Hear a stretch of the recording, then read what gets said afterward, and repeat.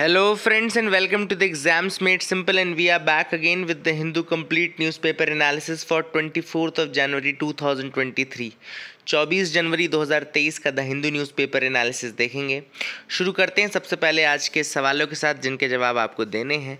पहला सवाल है, कंसीडर द फॉलोइंग स्टेटमेंट्स। ठीक है ना। स्टेटमेंट कह रहा है, if the rupee exchange rate falls it implies that buying American goods would become cheaper.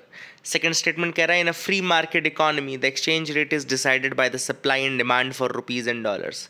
तीसरा स्टेटमेंट कह रहा है, in India the exchange rate is fully determined by the market. तो इनमें से कौन से स्टेटमेंट सही हैं आपको बताना है। Which of the following statements are correct. देखो, पहला स्टेटमेंट कह रहा है रुपी एक्सचेंज रेट अगर फॉल कर रहा है तो अमेरिकन गुड्स सस्ते हो जाएंगे। गलत है, क्योंकि अगर एक्सचेंज रेट फॉल कर रहा है इसका मतलब है कि डॉलर ज़्यादा महंगा हो गया है। अगर डॉलर ज़्यादा महंगा हो गया तो अमेरिकन गुड्स खरीदने ज़्यादा महंगे होंगे, ना कि चीपर। तो पहला स्टेटमेंट रॉन्ग है। दूसरा स्टेटमेंट कह रहा है, फ्री मार्केट इकोनॉमी में एक्सचेंज रेट डिसाइड होता है by supply and demand for rupees and dollars. तो यस, बिल्कुल सही स्टेटमेंट है। तीसरा स्टेटमेंट कह रहा है, in India the exchange rate is fully determined by the market. ये गलत है, क्योंकि हमारे यहाँ आरबीआई मैनेज्ड है। RBI managed free float exchange rate है, मतलब कि फ्री फ्लोटिंग तो है लेकिन कभी कभी उसको आरबीआई मैनेज करता है, तो फुल्ली नहीं होता है, पार्शली होता है। ठीक है ना। तो third statement is wrong. Answer is 2 only. Question number 2 है, which of the following can lead to weakening of Indian rupees. इनमें से कौन सी चीज़ इंडियन रुपी को वीक करेगी। फर्स्ट है वाइडनिंग ट्रेड डेफिसिट। सेकंड है foreign investors pulling out funds from Indian stock market. Third है rapid increase of crude oil prices in the global market. तो ये तो बहुत ही अच्छा सवाल है, आसान सवाल है। The correct answer for this is all of these. तीनों ही ऐसे हैं जो कि रुपए को वीक करेंगे, है ना, द सिंपल आंसर। एंड तीसरा सवाल है, which of the following can be considered as foreign direct investment. इनमें एफडीआई किसको बोल सकते हैं आप लोग। 4 ऑप्शन आपके सामने दिख रहे होंगे, इसको अच्छे से पढ़ लीजिएगा और बताइएगा कि इनमें से किसको आप फॉरेन डायरेक्ट इन्वेस्टमेंट बोलेंगे। Now the correct answer for this is C, यानी कि एक foreign entity which is setting up education institution in India can be considered a foreign direct investment. Rest तीनों को आप नहीं बोल सकते हैं। ठीक है ना। तो I hope you got clarity. I hope आप लाइक ज़रूर करेंगे वीडियो को, है ना। कंटेंट अच्छा लगता है तो लाइक ज़रूर किया करिए, that will motivate us further. ठीक है। देखते हैं आगे news items of the day. कुछ कल के भी इंपॉर्टेंट है, कुछ आज के भी इंपॉर्टेंट है। देखते हैं। सबसे पहली न्यूज़ है महाबली फ्रॉग के रिगार्डिंग। तो Mahabali frog is waiting to be elevated as the state frog of Kerala. याद रखिएगा, Mahabali frog was in news because it is waiting to be elevated as the state frog of Kerala. Mahabali frog का जो नाम है, आपका साइंटिफिक नेम है, उसका नाम है नासिका बैट्राकस सह्याद्रेंसिस। याद रखिएगा, नासिका बैट्राकस सह्याद्रेंसिस। This is the scientific name of Mahabali frog. It is also known as purple frog and it is one of the rarest frog species endemic to the western Ghat. It is one of the rarest frog species which is endemic to the western Ghat. This frog buries itself all through the year and surfaces only one day to lay eggs. Very important, the frog buries itself all days of the year and it surfaces only on the day of laying eggs. ठीक है ना। It is named after the mythical king Mahabali who visited his people once a year from underneath world. ठीक है। तो महाबली was the king who visited people from underneath world and the IUCN status is near threatened. The IUCN status is near threatened. Significance is the purple frog has been acknowledged by biogeographers all over the world as one of the rarest kind and a once in a century find. ठीक है ना। तो काफ़ी important ये frog है and इसी कारण से महाबली फ्रॉग केरला स्टेट फ्रॉग बनने वाला है। न्यूज़ सेकंड देखते हैं। सेकंड न्यूज़ है, लॉर्ड जगन्नाथ टेम्पल में भी कई लोगों ने पिच किया है कि भाई दूसरे रिलीजन के जो लोग हैं और जो फॉरेनर्स हैं उनको आप महाबली या जगन्नाथपुरी टेम्पल के अंदर जाने की परमिशन दी जाए। तो लॉर्ड जगन्नाथ टेम्पल आप सबको पता है कि पूरी उड़ीसा में लोकेटेड है। इसको वाइट पगोड़ा भी कहा जाता है। It is one of the 4 dhams, जो 4 धाम उनमें से एक धाम ये भी है। Lord Jagannath is in the form of lord Vishnu and is worshipped along with his elder brother lord Balabhadra and sister Devi Subhadra. ठीक है ना। तो यहाँ पे इनकी पूजा होती है लॉर्ड जगन्नाथ की form of lord Vishnu and is worshipped along with his brother lord Balabhadra and sister Devi Subhadra. The temple was constructed by a famous king of the Ganga dynasty, Anantavarma, dating back to the 12th century. ठीक है ना। The temple was constructed by a famous king of the Ganga dynasty, Anantavarman. याद रखिएगा अनंतवर्मन का नाम। And 12th century में create किया गया था। Only Hindus are allowed inside the shrine to offer prayers to the sibling deities in the sanctum sanctorum. तो केवल जो sanctum sanctorum है या जो श्राइन है, श्राइन के अंदर केवल हिंदूज़ को इंटर करने दिया जाता है। Non Hindus are not allowed inside the temple, the foreigners are not allowed. तो ये बहुत पुरानी प्रैक्टिस चल रही है, कई लोगों के अलग अलग रीजंस है, बट ये प्रैक्टिस चल रही है. Now the request is there कि इनको अलाउ किया जाए. This is what has been going on. ठीक है ना. अगर उनको दर्शन करना है नॉन हिंदूज़ को तो कैसे कर सकते हैं. तो लॉर्ड जगन्नाथ को पतित पावन भी कहा जाता है, पतित पावन saviour of the downtrodden भी कहा जाता है. तो जो लोग इंटर नहीं कर पाते हैं श्राइन के अंदर या सैंक्टम के अंदर, उनको बेसिकली एक बाहर लायंस गेट लगा हुआ है, लायंस गेट में पतित पावन के फॉर्म में उनको शोकेस किया जाता है. तो ये आप याद रख सकते हैं. आई hope you will remember that. अगली जो न्यूज़ है वो है रिसर्चर्स जो यूसी सेंटा क्रूज के हैं, उन्होंने रिपोर्ट किया है what they have suggest is the first ever method of analysing RNA sequencing data genome wide using a pan transcriptome. तो पैन ट्रांसक्रिप्टोम की मदद से एनालाइज किया जाएगा आरएनए सीक्वेंसिंग डेटा को. ठीक है ना. जीनोम का आरएनए सीक्वेंसिंग डेटा, उसको एनालाइज करने के लिए पैन ट्रांसक्रिप्टोम की मदद दी जा रही है यूएस सेंटा क्रूज में. अब पैन ट्रांसक्रिप्टोम क्या है. तो पैन ट्रांसक्रिप्टोम एक कॉम्बिनेशन है of transcriptome and a pan genome. ठीक है ना. ट्रांसक्रिप्टोम और पैन जीनोम का कॉम्बिनेशन है. इसमें जेनेटिक मटेरियल जो है वो किसी एक पर्टिकुलर इंडिविजुअल का नहीं है, rather than that diverse individuals का एक ग्रुप, एक cohort of diverse individual genome इसमें लिया गया है. ठीक है ना. पैन इसीलिए बोलते हैं. पैन जीनोम क्यों बोल रहे हैं, क्योंकि किसी एक व्यक्ति का जीनोम है ही नहीं इसमें पैन जीनोम बहुत सारे इंडिविजुअल का जीनोम है. ट्रांसक्रिप्टोम क्या होता है. ट्रांसक्रिप्टोम मतलब all RNA molecules present in A species और इन एन ऑर्गेनिज्म. ट्रांसक्रिप्टोम का मतलब क्या होता है, जितना भी आरएनए मॉलिक्यूल्स प्रेजेंट है एक स्पीशीज़ में या ऑर्गेनिज्म में, उसको हम ट्रांसक्रिप्टोम बोलते हैं. ठीक है ना. एंड किसी भी व्यक्ति के अगर आप आरएनए को सीक्वेंस कर लो, उसको स्टडी कर लो, तो you will understand individuals gene expression and all. ठीक है ना. तो transcriptome basically is all RNA molecules present in the species और इन एन ऑर्गेनिज्म. ठीक है ना. ट्रांसक्रिप्टोम मैंने आपको बता दिया. पैन ट्रांसक्रिप्टोम क्या हो गया, मतलब कि वही वाले का, तो जो आरएनए मॉलिक्यूल्स हैं उनके साथ जीनोम, मतलब एक इंडिविजुअल का नहीं बल्कि कोहर्ट ऑफ इंडिविजुअल्स का आपने डेटा ले लिया, उसके बेसिस पे आप एनालाइज कर रहे हैं. ठीक है ना. अब पैन ट्रांसक्रिप्टोम कॉम्बिनेशन है ट्रांसक्रिप्टोम का और पैन जीनोम का. पैन जीनोम मैंने ऑलरेडी बता दिया, genetic material which is taken from a cohort of diverse individuals. ठीक है ना.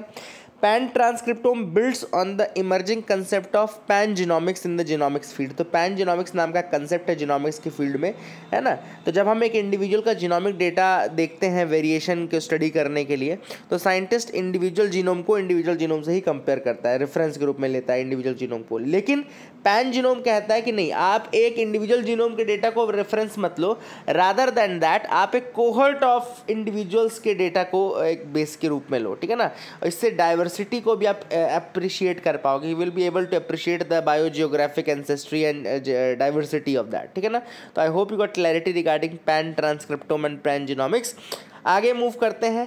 Mary Kom led panel to prove wrestlers charge. अब आप सबको पता है कि जो रेसलर्स हैं, रेसलिंग फेडरेशन ऑफ इंडिया के प्रेसिडेंट जो थे अभी ब्रिजभूषण,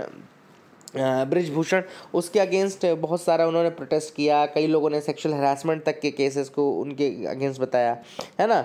एंड अब जो उसके रिगार्डिंग गवर्नमेंट ने स्टेप लिया है, तो यूनियन स्पोर्ट्स मिनिस्ट्री ने क्या किया है, उन्होंने एक कमेटी बना दी है. They have formed a committee जिसमें Olympic medallist boxer MC Mary Kom जो है, she will be heading that government appointed panel. ठीक है ना. तो गवर्नमेंट अपॉइंटेड पैनल को हेड कौन करेगा, मैरी कॉम जी हेड करेंगी.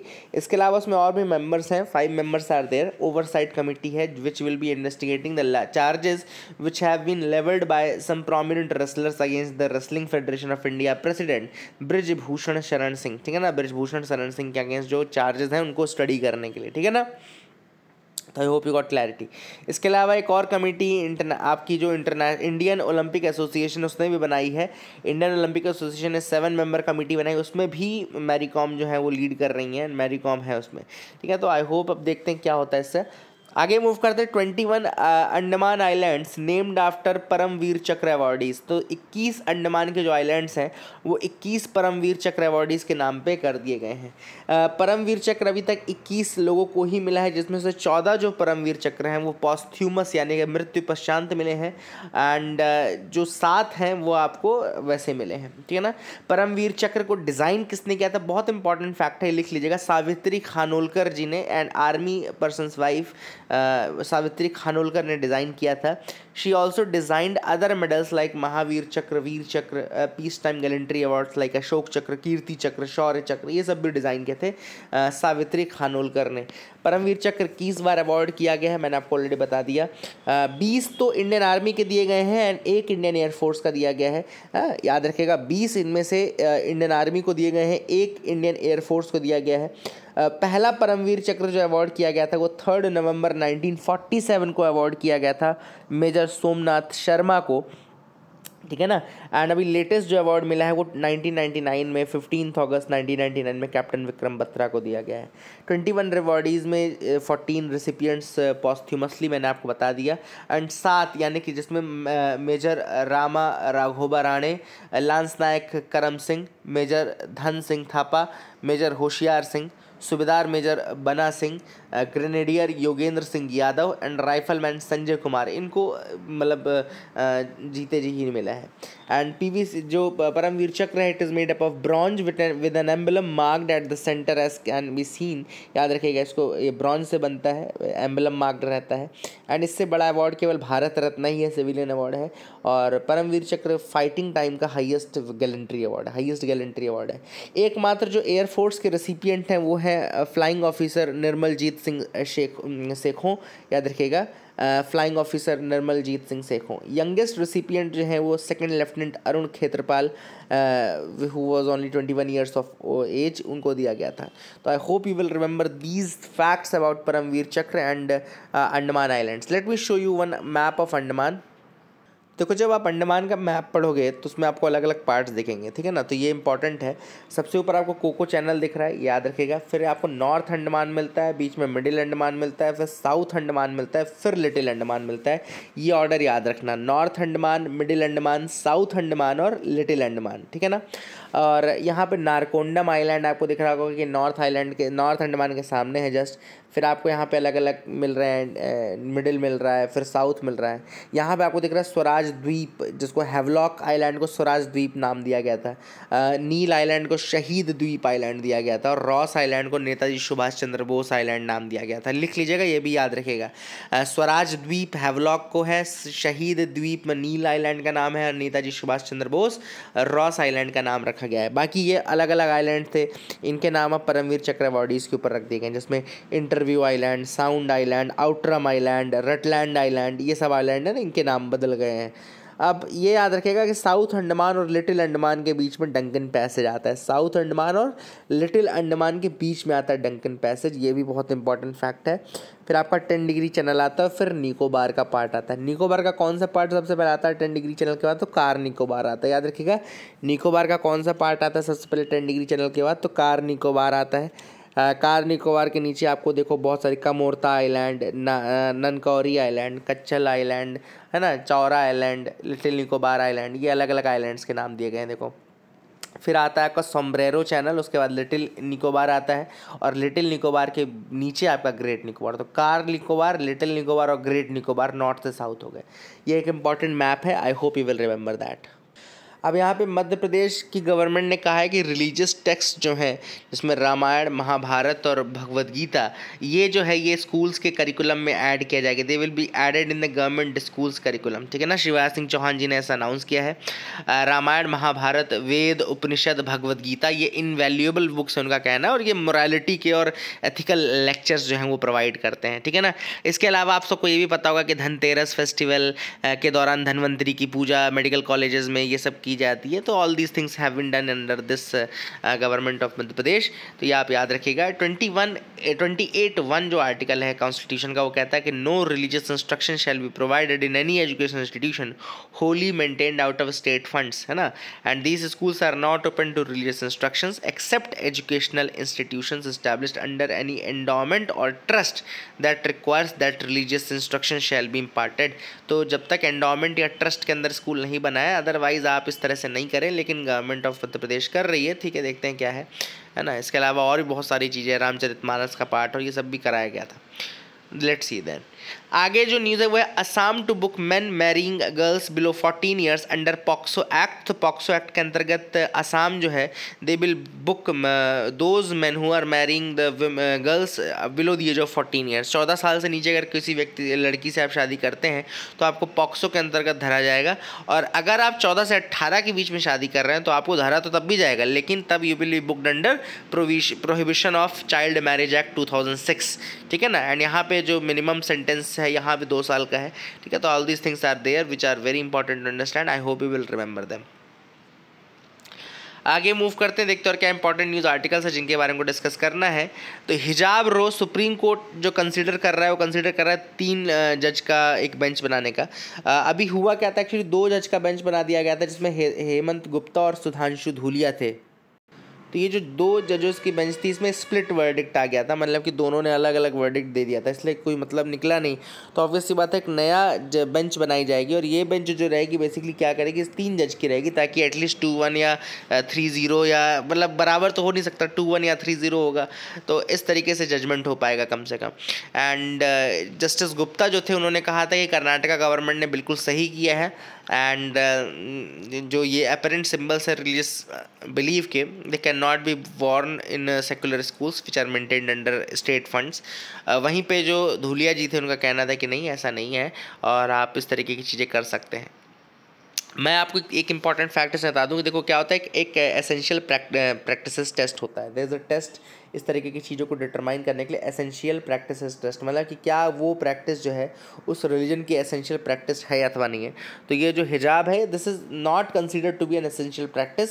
इसके पहले भी ऐसा हो चुका है हिंदू रिलीजन में भी। हिंदू सेक्ट था एक, आनंद मार्ग सेक्ट था, जो कि 1955 में बंगाल में बना था, आनंद मार्ग सेक्ट। 1979 में वो तांडव करने के लिए उन्होंने परमिशन मांगी थी, बट सुप्रीम कोर्ट ने ये कह के नहीं दी थी परमिशन कि तांडव is not the essential practice under that sect Hinduism and all, तो इसलिए उसको नहीं लिया गया था, नहीं अलाउ किया गया था। तो ये काफ़ी इंपॉर्टेंट एक चीज़ है।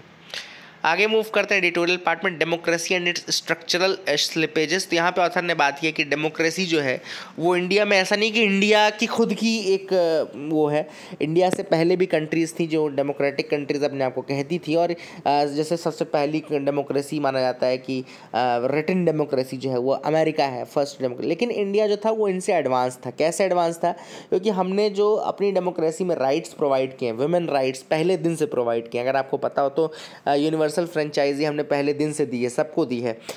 वहीं पे अगर हम बात करें ब्रिटेन की, तो वुमेन को मतलब राइट टू वोट 1930s में दिया गया है, फ्रांस को 1944 में दिया गया है, स्विट्ज़रलैंड को 1971 में दिया गया है। तो मतलब इंडिया ने, जब हमारे यहाँ इंडिया ने सबसे पहले, मतलब जैसे ही जिस दिन वो हम डेमोक्रेटिक बने, जिस दिन हम कॉन्स्टिट्यूशन हमने इस्टेब्लिश किया, उस दिन से हमारे संविधान में ये यूनिवर्सल एडल्ट फ्रेंचाइजी है, इंक्लूडेड है। तो ये सब ऑथर ने वही बताया कि these are the things which showcase that Indian democracy has been much mature than those of others. ठीक है ना। सबसे पहली बात तो ये है।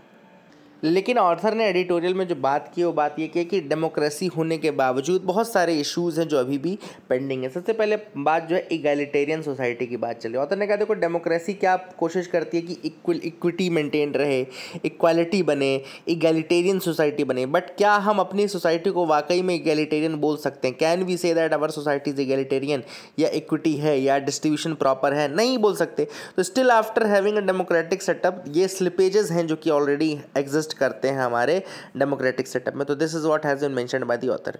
इसके अलावा दूसरा अगर हम इंपॉर्टेंट फैक्ट ऑथर ने जो उठाए वो देखें तो कंडक्ट ऑफ इलेक्शंस के रिगार्डिंग उन्होंने कहा कि भैया हम बोलते हैं हमारा election free and fair elections है, but can we say that free and fair elections है?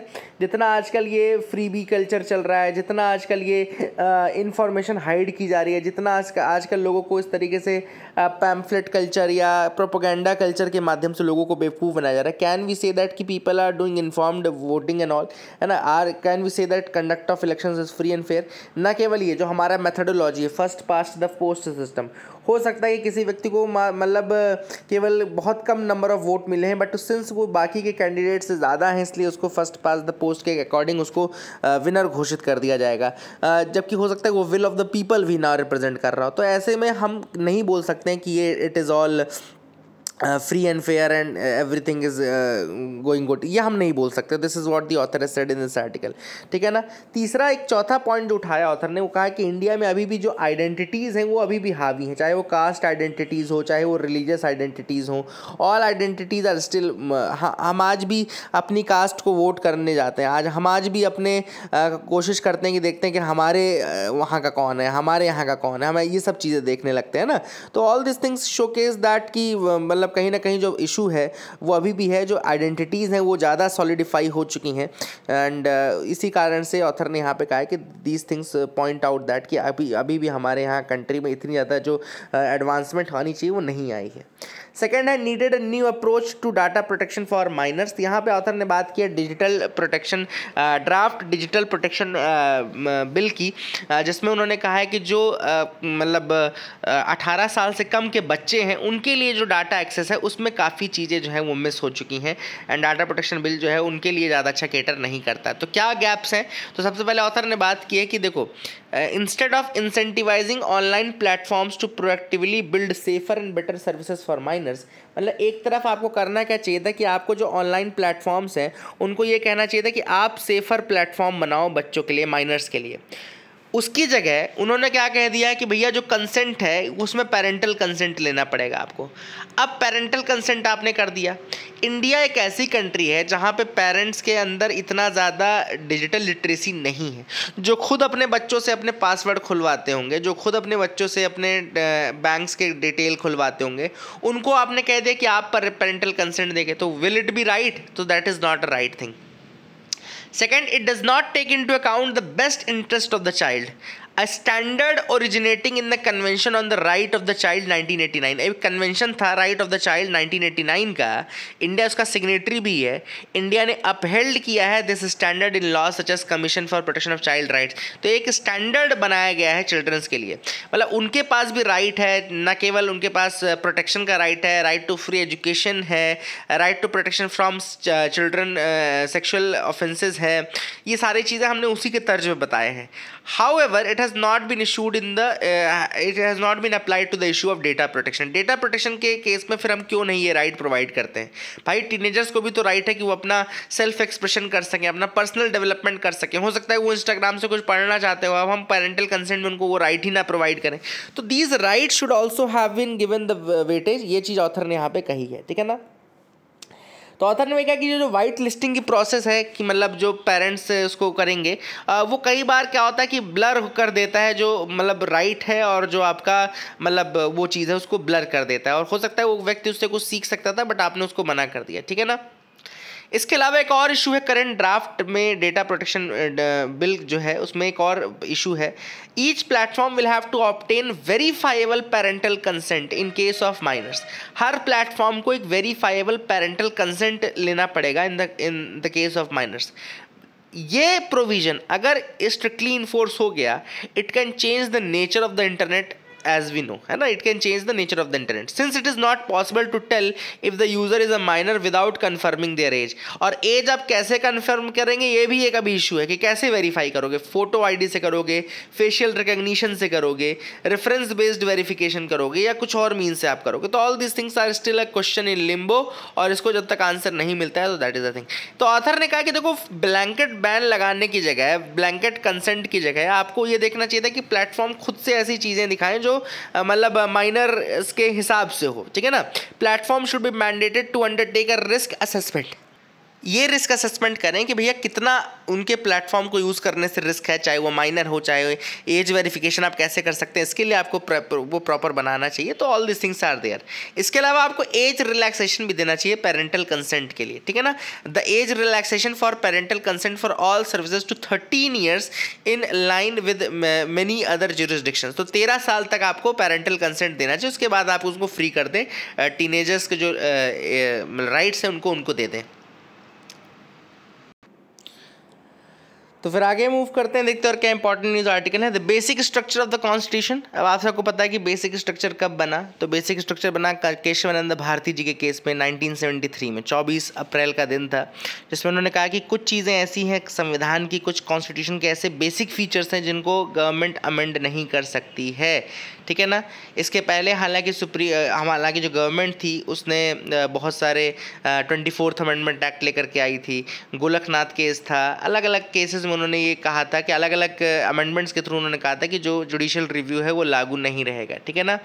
तो ऐसे में केशवानंद भारती केस में उन्होंने कहा कि नहीं, अगर सुप्रीम कोर्ट चाहे तो किसी भी ऐसे लॉ को जो बेसिक स्ट्रक्चर को वायलेट करता है उसको टेक डाउन कर सकता है। फिर यही चीज़ उन्होंने मिनर्वा मिल्स केस था 1980 का, उसमें दोबारा से रीटरेट की थी, याद रखेगा। इसके अलावा 25th अमेंडमेंट एक्ट में एक आर्टिकल ऐड किया गया था, 31C ऐड कर दिया गया था। 25th अमेंडमेंट एक्ट में 31C ऐड कर दिया गया था, जिसमें कहा गया था कि जो that was to implement the directive principles of state policy, article 39B and 39C, है ना। And the amendment mandated that any law enacted with this objective can not be deemed void on the ground that it is inconsistent with the fundamental rights. And the latter half of the article 31C जिसने कहा था कि law would be outside judicial review, तो ये चीज़ फिर 31C को उन्होंने take down किया, इस वाले प्रोविजन को। हालांकि जो 39B 39C वाला प्रोविजन है वो आज ही वैलिड है, लेकिन जो दूसरा प्रोविजन है उसको हटा दिया गया था, दैट वाज टेकन डाउन, है ना। तो that is the thing which you can remember, इसको आप याद रख सकते हैं। And I hope you will remember this facts as well. तो ये सब अभी इसलिए चल रहा है क्योंकि ऑब्वियस सी बात है, जगदीप धनखड़ जी की लड़ाई चल रही है, उन्होंने कहा कि ऐसा है वैसा है, ये सारी चीज़ें ऑलरेडी चल रही हैं। The dark sky is a natural resource and too much light is polluting it. अब एक नए तरीके का पोल्यूशन आपको बताते हैं, ये है टू मच लाइट पोल्यूशन। अब ये टू मच लाइट पोल्यूशन कौन सा पोल्यूशन है, तो एक्चुअली में ये वो पोल्यूशन है जिसमें कि नाइट स्काई में लाइट आपकी ज़्यादा रहती है। तो जब नाइट स्काई में लाइट ज़्यादा हो जाती है वो आपका पोल्यूशन टू मच पोल्यूशन कहलाता है, ठीक है ना। तो इसको याद रखिएगा। तो ये न्यूज़ देखिए, 14 दिसंबर 2022 को डिस्ट्रिक्ट एडमिनिस्ट्रेशन लद्दाख का उसने डेजिग्नेट किया है 6 hamlets within the Changthang wildlife sanctuary as a dark sky reserve, ठीक है ना। तो चांगथांग वाइल्ड लाइफ सेंचुरी के अंदर के 6 हैमलेट्स को डार्क स्काई रिजर्व के रूप में घोषित किया गया है। डार्क स्काई रिजर्व एक ऐसा एरिया है whose sky is free of light pollution, एक एरिया जिसका जो area which is free of light pollution. The designation meant that the reserve had a responsibility to keep the skies dark, particularly for astronomical observatories located in the area. तो ये designation इसका मतलब क्या हुआ, this reserve had the responsibility to keep the skies dark, particularly for astronomical observatories located in the area. तो आप ये याद रख सकते हैं, that's the thing which is important, ठीक है। अब दीज इंसिडेंट्स, अब देखो क्या है, ऑब्वियसली चल क्या रहा है कि जो लाइट पोल्यूशन है वो बहुत ज़्यादा बढ़ रहा है, इसको हम बोलते हैं स्काई ग्लो, है ना। तो याद रखिएगा the issue of sky glow. अगर कोई आपसे स्काई ग्लो पूछे क्या है, स्काई ग्लो मतलब कि जो नाइट स्काई है वहाँ पे जब लाइट एक पर्टिकुलर अमाउंट से ज़्यादा, जो स्पेशली जो आर्टिफिशियल लाइट है वो एक पर्टिकुलर अमाउंट से ज़्यादा जाए, तो नॉन नेचुरल जो लाइट है that is increase in the sky. The non natural light has increase the brightness of the artificial glow of the night sky. तो नाइट स्काई का जो आर्टिफिशियल ग्लो है या ब्राइटनेस है वो बढ़ गई है बिकॉज ऑफ द, इसको बोलते हैं स्काई ग्लो। तो याद रखिएगा, this is sky glow, phenomena of sky glow. I hope you will remember that.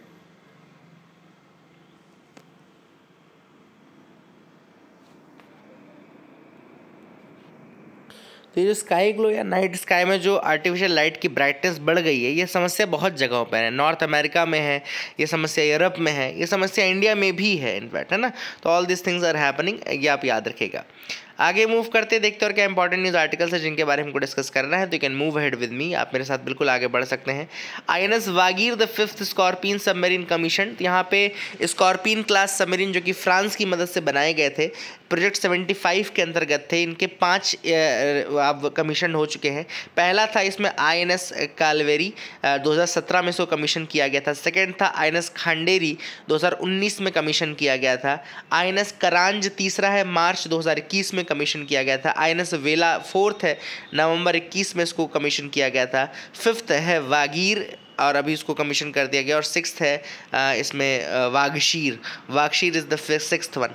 तो आप याद रखिएगा प्रोजेक्ट 75 के अंतर्गत इसको बनाया गया है।